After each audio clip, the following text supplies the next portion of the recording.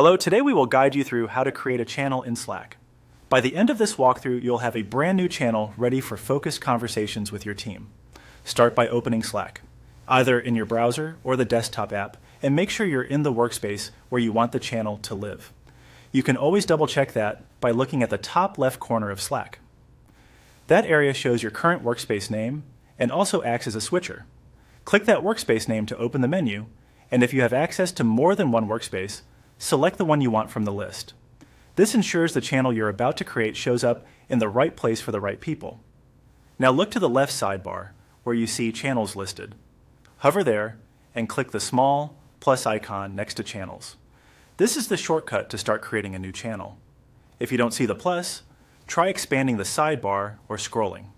And if the option isn't available at all, your organization may have restricted channel creation, so you might need to ask an admin for access.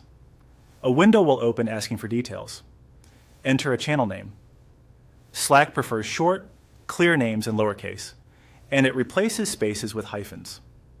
A good name helps people instantly understand the purpose, like project launch or design queue.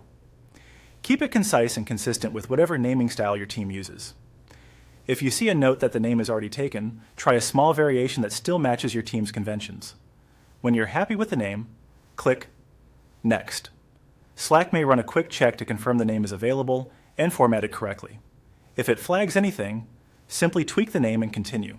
You might also see optional fields or settings, such as adding a brief description to clarify the channel's purpose. These can be helpful for onboarding teammates later, but you can always fill them in after the channel is created. Finally, click Create. Slack will set up the channel and take you directly into it.